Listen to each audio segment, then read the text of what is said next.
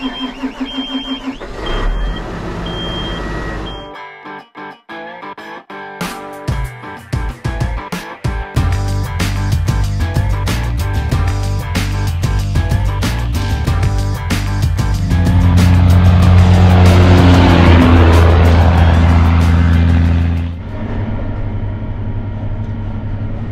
welcome back to another video, everyone.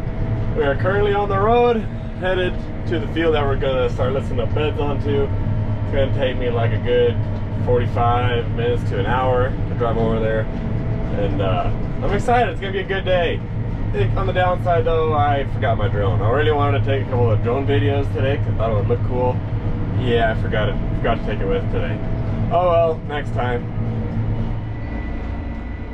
Just got to the field, and this field actually, this pivot just got done watering, and I'm driving to the pivot now. I want to see where it lines up with the middle before I start listing up beds right here. I want to make sure my rows lined up where I want them, and then I'll get started. And I got myself all centered exactly where I wanted to be. These tracks right here, this is actually where the previous line was, but I wanted to move over 3 rows just that way it matches up a little bit better with the pivots and a few of the wells that we have right there by the pivot.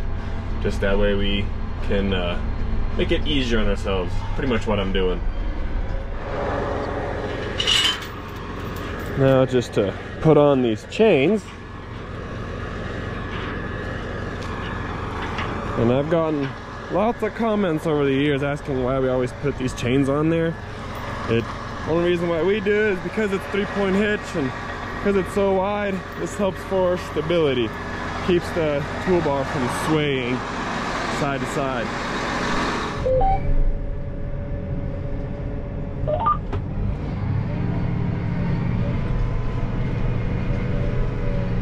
And we're off.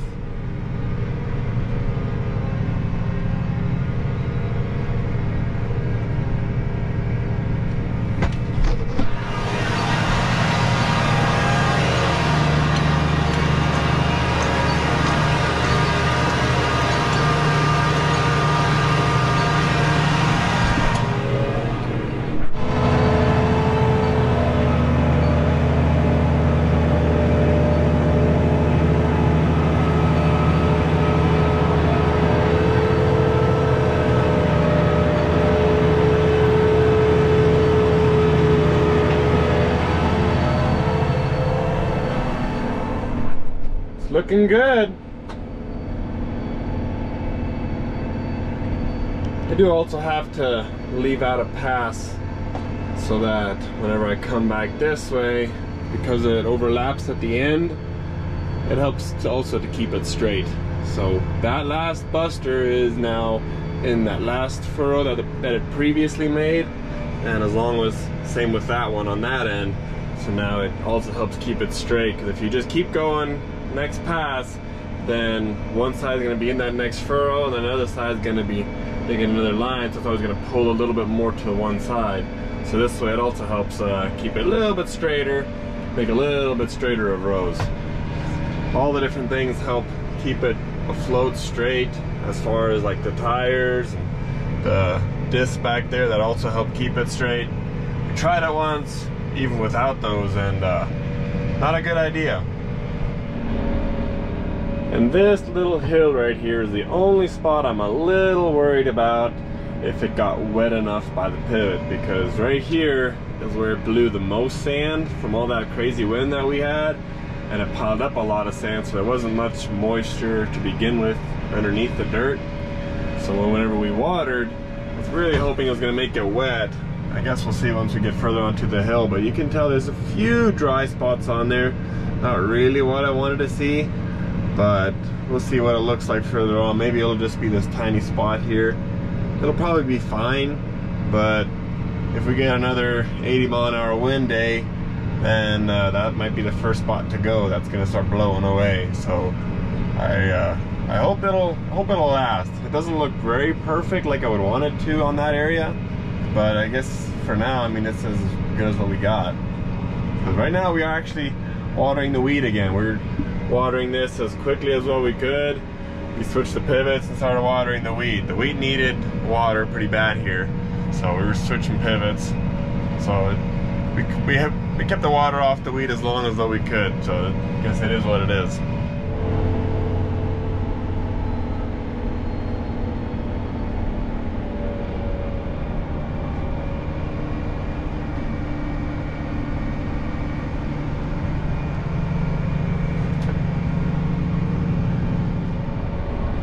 Last pass, and then this 60 acres is done.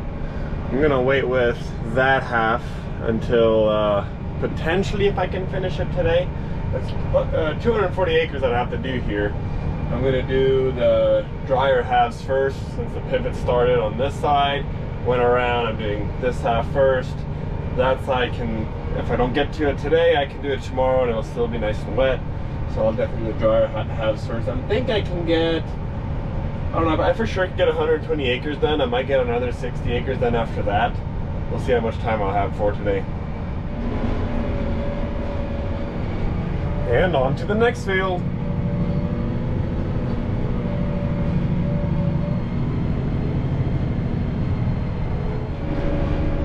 Just finished that first pass by the pivot. I'm gonna put this pivot on 100% forward.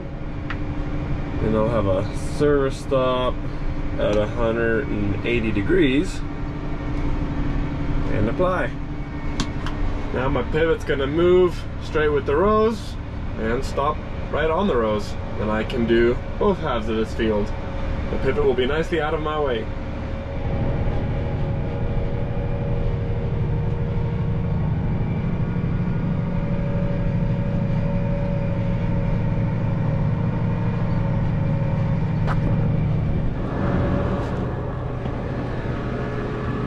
Yeah, every now and then there's some baling twine still left on the field, stuff like this. But if it doesn't drag along too bad or create a mess, then it's no other big deal. Yeah, this one's not bad. Half of it fell off already. I don't know where it went. But if you're wondering what this Lister bar looks like, it's just shanks with busters at the bottom. Very, very simple. There's some people, they have fancier versions, but they all do the same job, and they pretty much all have these busters on there. They're very, very tall winged tips. You can get wider ones, different styles. They can make taller, pointier beds if you want, but essentially they all do the same. That's as good as a drone shot as what I can get today. Looks beautiful.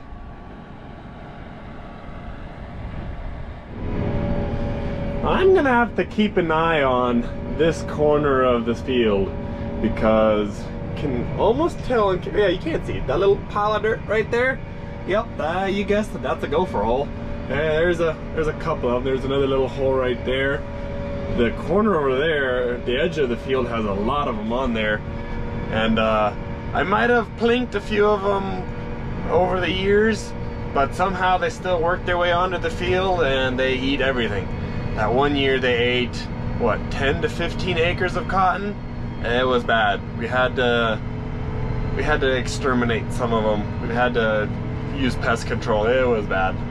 Which a good source of iron does a trick pretty well. Yeah, look, there's another one. There's another hole right there too. There's a lot. I'm afraid they're going to eat a lot of peanuts and reduce our yields. So just stop by here a couple times a day and see if they're keeping their business to themselves and keeping off of the field. Did I say iron? I meant lead. And done for the day. Not bad. 188 acre day. And no, I'm not lazy. The barn is just a mile away. I'm not gonna spend that extra time cleaning up the cables. I'm just gonna halfway fold it up and just drive like this to the barn.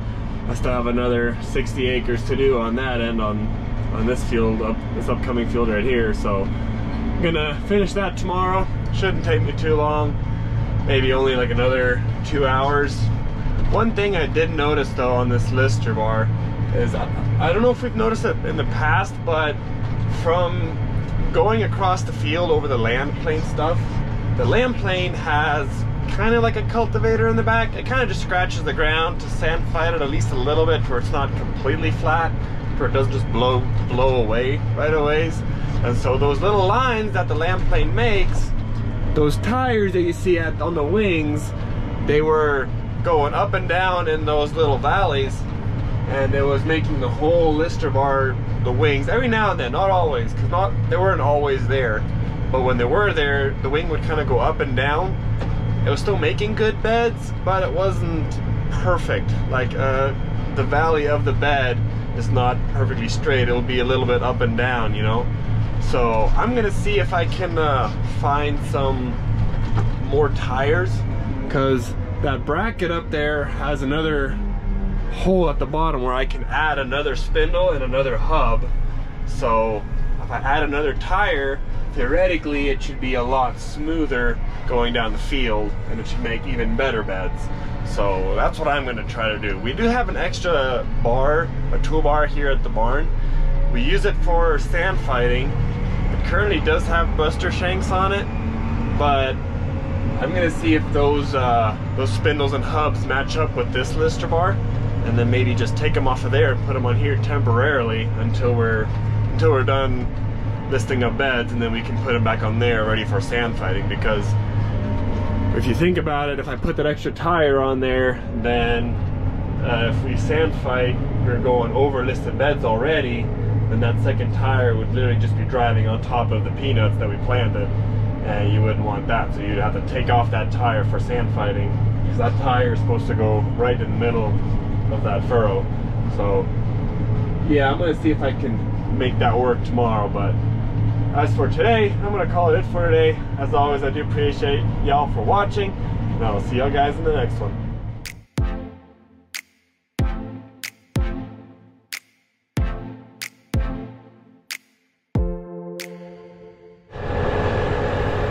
Yeah, this definitely helps out a lot. I do not know why we didn't do this sooner.